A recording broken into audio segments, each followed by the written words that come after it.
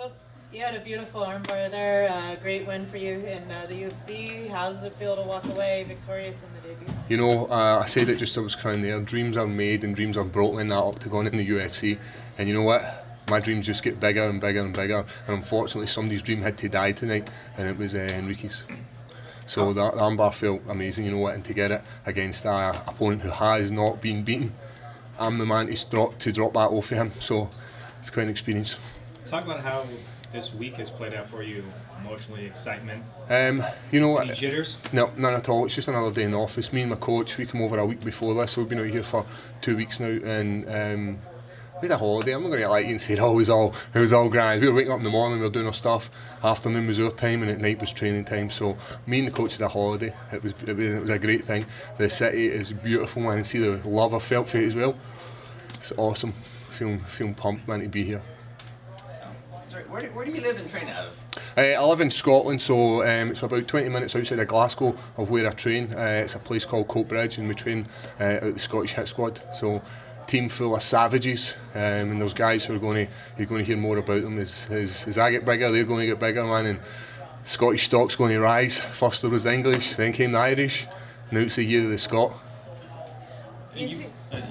We kind of hear back here, but did you mention you teach at a school? Yeah, I work for an educational charity in Scotland. They're all over the UK. They're called Skillforce. They were great. They gave me 2 weeks off to come over here to fulfil my dream of fighting in the UFC. So they supported me. The love I've felt from staff within the schools and the pupils have been messaging me like non-stop, and you know, it's overwhelming, the love I've felt from Scotland, not only from like the schools and the students, but everywhere. You know, I feel like it's hard to describe. You know, I'm just a normal guy. I'm back in working Monday morning, and I've just got a submission victory in the UFC, so it's pretty sweet. What have you got there wrapped around? Beads. Every single fight we've had them. My daughter gave me them, and you know what? I keep them all the time. So I've got a few rituals. Keep pictures of my daughters inside each glove. Keep my beads, man, and that's my rituals, and it means a lot to me. You said that anybody that goes to the ground with you is in danger of getting submitted. That's your you know what? I'm dangerous standing up, and you've seen that. I was dropping my elbows, man, and I was loving it. I was pumped.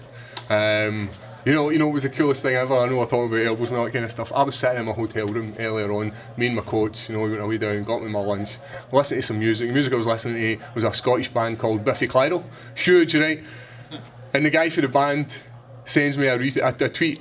For me, I was jumping about the hotel like I went. I was more pumped for that than going out here to fight. That was like the greatest thing ever. Been a long time fan of the Biff, so it was pretty badass. Curious, there's a lot of people on social media that were asking about your nickname. I think it's from Inglorious Bastard. It is. There's also another wee meaning, but it stays in the gym, man. This nicknames are made in the gym, and they stay in the gym. So there is another reason behind it, but the film is one of the reasons. But hey, you're never going to find out. Can you speak to the strength of the division, and how soon do you think you can really make an impact? Well, Enrique was 12-0. He was 2-0 in the UFC. Had not been beat, and he was in the top 20. I'm 9-0 now, had dropped his O, and you know what? I'm not going to accept anything less than a top 15 opponent now. You know, I'm wanting to make waves within the UFC light heavyweight division. It's going to be my division. I know it is. I just it feels like this is what I was put on earth to do. So I'm feeling jacked right now. And you know what, my boxing coach, he says to me, Lawrence, he always says to me, you're a genetic freak, even though his dad slags when he says I punch slow. But I don't care, man, I love these guys. And you know, my coach, Brian Gallagher, who, he spends so much time with me. This guy's like my best pal, as well as my coach. He looks out for me, and his words of wisdom, man, I've seen us through 9 victories, and the team I've got round about me just, you know, it's hard to describe, man. There's nobody you want to take this journey with than these guys. I know it sounds cheesy, but it does. Is there anybody right now that's on your radar that you'd like to fight next? You know what? UFC London's just round the corner. I would fight a top 15 opponent any day. I don't even watch UFC. I'm not going to lie and say I know this guy. The only guys I know are like big names. So I'd take him to the top 15. Fling me some names, man. I'll take some of these guys. But then I'm hoping UFC Scotland's going to come in the new year.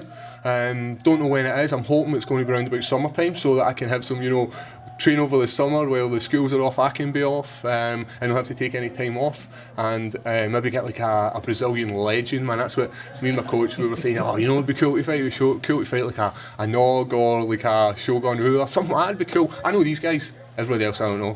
I know there's a guy called John. What's his name? John Jones. Is that you? No, I know his name. I'm like, no, man. I'll take him. What's he doing? He's got some issues right now. Ah, yeah. We all got our issues, brother. So is the hope to keep fighting full time? Will you step away from teaching, or is that something you hope to kind of do regardless? I love my job. I wake up on Monday morning happy. The only thing I dislike about it is, you know, when you've been up at 5 o'clock and you don't get home till like 9 o'clock at night. It's a long day. And that side I don't like, but you know what? Waking up on Monday morning, not a lot of people can say they love their job, and I'm one of the guys, as well as having a hobby that I love. So it's a cool life to have. I'm living the dream. Yeah, I'm probably don't have a problem disciplining the kids. They probably stay in line for you, I imagine. You know what? Everybody thinks that. Everybody thinks, oh, he's a big mean dude. But no, I'm like the softest guy ever, man. My daughters don't even listen to me. But the kids, they've got this sort of respect, see, because you fight in the UFC, you fight MMA. They kind of look at you like in a different light, like, man, he's a cool guy. So I've got mutual respect for these young adults. And they're all, you know, they're all telling me, they're all saying, oh man, you need to give us a shout out, but there's far too many of them. I was like, I'll give you a shout out, but you know what, guys, there's far too many, you're not going to get a shout out. Just have a list of class names. Perfect. Awesome. Guys, thank you very much, it was a pleasure. Appreciate it.